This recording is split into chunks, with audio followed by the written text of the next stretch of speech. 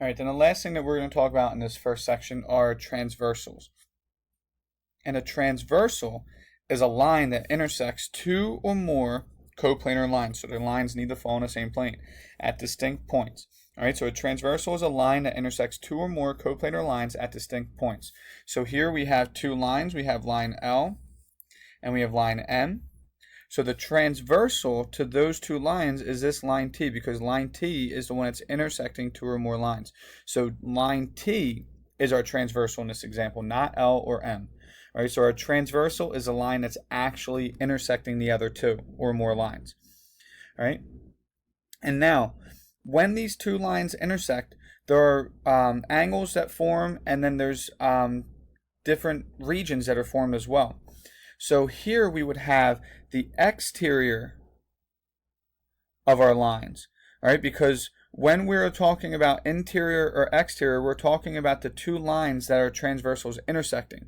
So line L and line M, these are the exterior of our lines because it's outside of the two lines. All right, the way I always tell this to my students last year is you try and make a sandwich. If you make a sandwich with your two lines, whatever you would be eating in between will be the inside of your sandwich. Whatever's on the outside where you're pushing the two sandwiches together is the exterior.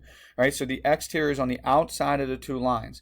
And then what would make up the inside of our two lines that we intersected are considered our interior angles or interior. All right? So we have interior and exterior. So when we are talking about the different angles that are formed, we have interior angles, so that would be 3, 4, 5, and 6, and then we have exterior angles, which would be 1, 2, 8, and 7. All right, and then there's different relationships that we're going to talk about throughout this video. All right, so when we have a transversal that intersects two or more lines. So here are two lines that we have, and then our transversal is a line that actually intersects them. And then remember, we have interior angles. So the interior angles in this example will be here because it's between the two lines that we intersected. And then we have exterior angles. So exterior is outside of the two lines that we intersected. All right, that's what we talked about in the last video. We can have it looking like that, or we can have our two lines that face up and down, and our transversal could be horizontal. And in this case, our interior angles will be these angles here. Or the inside here will be interior because that's between the two lines that we intersected. And then our exterior will be here because it's outside of the two lines that we intersected. It's the regions on the outside. All right, we need to know that because we have different relationships that are formed. We have interior and exterior angles. So the different types of angles that we will talk about are alternate interior angles, same side interior angles, corresponding angles, and alternate exterior angles. So the first two, alternate interior angles, are exactly what it sounds like. So here we have the interior of the two lines is inside here. All right, so when we have alternate angles, they need to be on opposite sides of our transversal. They cannot be on the same side. So here 4 is on the left side of our transversal, so its alternate interior angle will be 6. All right, because 6 is on the right side of it. We're always going from one of the lines that we're intersecting to the other. So whenever we talk about alternate interior or corresponding or alternate exterior, we're always going from one of our lines to the other. We're always comparing one to the other. We're not comparing the angles that are formed between one line. All right, and then the other alternate interior angles that we have is angle 3 and angle 5, because angle 3 was on the right side of the transversal for line L, and then for line M, it's on the left side of the transversal. All right, so the alternate interior angles sound exactly like they are. And then same side interior angles, not trying to confuse you, it's exactly what's going on. So here we have angle 4 and angle 5 this time are on the same side of the transversal. And remember, we're always talking from one angle or one line to the next. So we're always comparing from one line to the next. So all 4 of these angles fall inside or interior, but angle 4 and angle 5 are on the same side of the transversal. And then that means angle 3 and angle 6 are also same side interior angles because they fall on the same side of the transversal as well. All right, we're going to skip this one here, corresponding, and we're going to go to alternate exterior angles. So once again, exterior, that means we need to be talking about the angles that are outside of our two lines. So those are our exterior angles. And then when it's alternate, we're talking about opposite sides of the transversals. And remember, we're always comparing from one line to the other. So angle 1 and angle 7 are alternate exterior angles because they're on opposite sides of the transversal. And then angle 2 and angle 8 are alternate exteriors because they're on opposite sides of the transversal. All right, so interior angles, we know it's going to be between the two lines, and then alternate or same side is exactly what it sounds like. We're talking about alternate sides of the transversal. So alternate sides of this transversal or same side of this transversal. All right, now corresponding angles, they lie on the same side of the transversal in corresponding position. So what I mean by that is they fall in the exact same position of intersection. So here we have our transversal. All right, here's our transversal. So in order to be corresponding, here the transversal intersects with line N, or line L, I'm sorry, and here 1 is in our top left. So when the intersection of our transversal with the other line, our corresponding angle needs to fall in the same position. So here it's our top left, this is our top left. So angle 1 and angle 5 are corresponding. Angle 2 is in my top right, and angle 6 is in my top right. So angle 2 and angle 6 are corresponding. Angle 8 is in my bottom left, angle 4 is in my bottom left, so they are corresponding. And then the last one's angle 3 is in my bottom right and angle 7 is in my bottom right.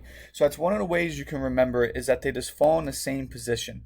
So when our transversal intersects the two lines, it will create 4 angles with each intersection. And then corresponding, they fall in the same spot. All right, and that is it for this section. And that's it for going over the different types. We're going to do one more example, then and that will be it for this section. I know that this is a little bit longer of a video because of the two combined. I will try to keep them shorter in the future. But here if we have two lines, and let's call these A and B. All right, and then if I draw a third line here intersecting, all right, this third line, this purple line, is our transversal because that is the line that's actually intersecting between our two angles. All right, and then we need to, when we're talking about the different relationships, so what the question might say here is when this happens, we'll have angle 1, 2, 3, 4, 5, 6, 7, 8. All right, so now with this drawing here, the question will say name your alternate interior angles. So when you're trying to find your interior angles, first thing you should do is highlight which angles are your interior angles. So everything in here is interior or in between the two lines that we intersected. So then the alternate interior angles are going to lie on opposite sides of the transversal. So here is angle 3 and here is angle 6. They are on opposite sides of the transversal.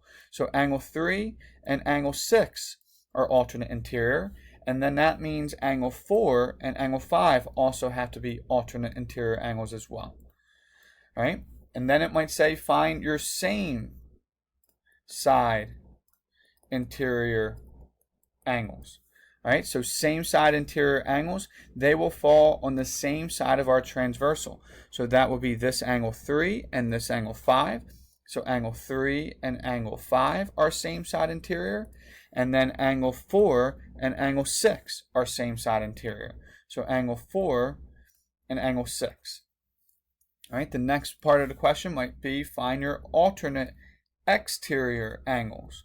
So in order to first start talking about our exterior angles, we need to identify our exterior portions of our lines. So it's the two outside parts of our lines, the two lines that when they intersect will be not between the two lines, but on the outside. And alternate means they fall on opposite sides of our transversal. So angle 1 and angle 8 will fall on opposite sides of our transversal. So angle 1 and angle 8. And then the last ones we can say angle 2 and angle 7. Because they are falling on the opposite sides of our transversal. Right? And then the last one that you might be asked for are name your corresponding angles. And remember, corresponding angles, they just need to fall in the same position. So angle 1 and angle 5 are both top left of our intersection. So angle 1 and angle 5 are corresponding. We have angle 2. Angle 2 and angle 6 are both top right, so that will be corresponding. So angle 2 and angle 6. We have angle 3 and angle 7 are both bottom left, so angle 3 and angle 7 are corresponding. And then the last one, we will have angle 4 and angle 8. They are bottom right, so then they are corresponding. So angle 4 and angle 8. All right, so those are all the different types of relationships we have of angles with transversals. In the next section, we're going to talk about, or in sections to come, there will be more relationships that we'll talk about with alternate interior, same side interior, alternate exterior, and corresponding angles. All right, but that's it for this section.